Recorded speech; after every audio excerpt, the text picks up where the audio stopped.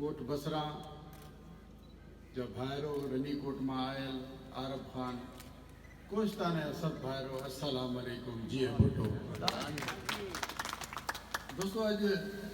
जोशी तकीरूं इलाही करे आया है अज मुझे ख्याल में कुछ थजूं तकीरूं कई इलेक्शन जो ज़मानो है इलेक्शन असां लाइ का नई गाल कान्हे इलेक्शन 85 का वठी अल्हम्दुलिल्लाह असां इलेक्शन विड़ियूं अज ताईं असांजे ख़ानदान का भी इलेक्शन हाराई कान्हे चाहे वह इलेक्शन केड़ी भी ॾुखी हुजे चाहे वह ॾाढारी हुजे चाहे वह सवली हुजे अल्हम्दुलिल्लाह माण्हुनि त घणियूं ॻाल्हियूं कयूं तो बस मलिक साहब जी 50 साल सियासत ख़त्म थी वई माण्हुनि खे बेवकूफ़ ठाणा करे पर वेचारा अॼु ग़रीब पाण वेचारा ख़ुदा जो कसम बुलाड़ीअ जे पारनि में धिका लॻाए जिन मुंहिंजे लाइ इहो चयो थे माण्हुनि खे बेवकूफ़ था ठाहिनि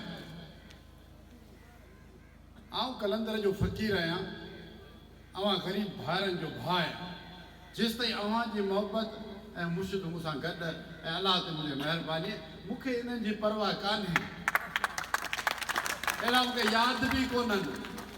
हिते भले अची छका ॾियनि हिते अचो छका ॾियनि माण्हुनि खे चवनि बसि हाणे कमु लही माण्हू वीचारा के जेके उनजी ॻाल्हियुनि में अचो वञो पोइ बाद में जंहिं महिल फेको जो कनि पोइ माण्हुनि खे चवनि यार अलाए कीअं खटियो असांखे ख़बर ई कान्हे असांखे ख़बर ई कान्हे हिकिड़ो हमरा मूं वटि आयो चईसीं वॾा ठका ॾिनासीं पछाड़ीअ में माण्हुनि खे बेवकूफ़ ठाहियोसीं ऐं भई अव्हांजे इलाइक़े जो माण्हू नालो कोन थो खणांसि सो अची चई त बसि असीं इलेक्शन खटियासीं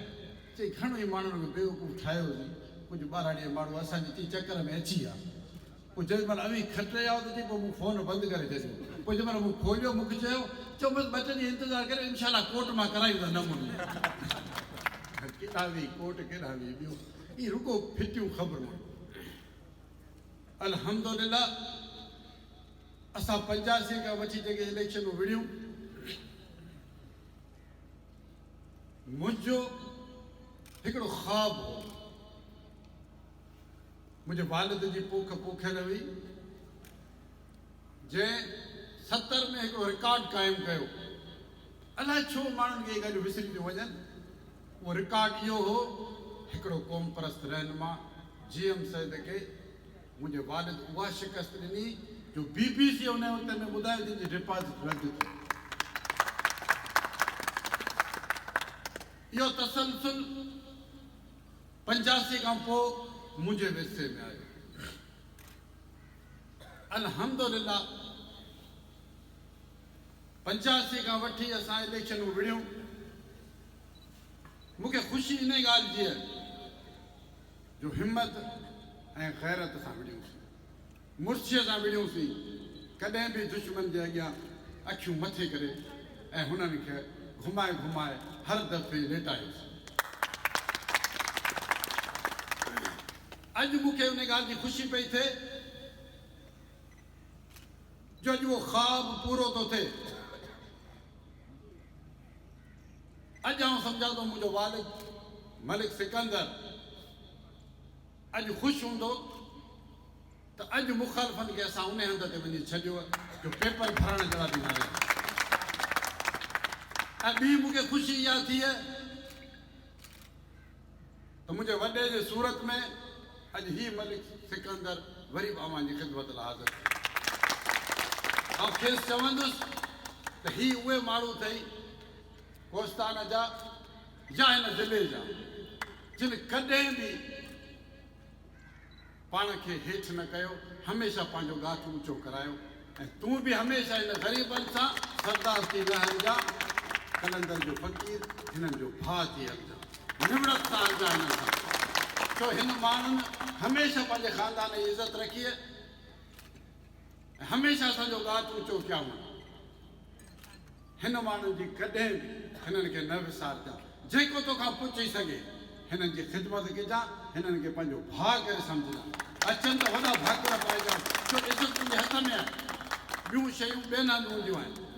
पहिरीं हिननि खे इज़त ॾिजां हर माण्हू इज़त जो बुखियो हूंदो आहे मोहबत जो बुखियो आहे तूं हुननि खे इज़त ॾींदे तूं मोहबत ॾींदे हीअ तुंहिंजा सिर ॾींदे ऐं इंशाअल्लाह ख़ुदा कंदो उहो ॾींहुं कोन ईंदो अवां तां मूं पंहिंजी सियासत स्टेज ते लॻाए छॾी कंहिं लाइ करे अवां ग़रीबनि लाइ शो इहो हलियो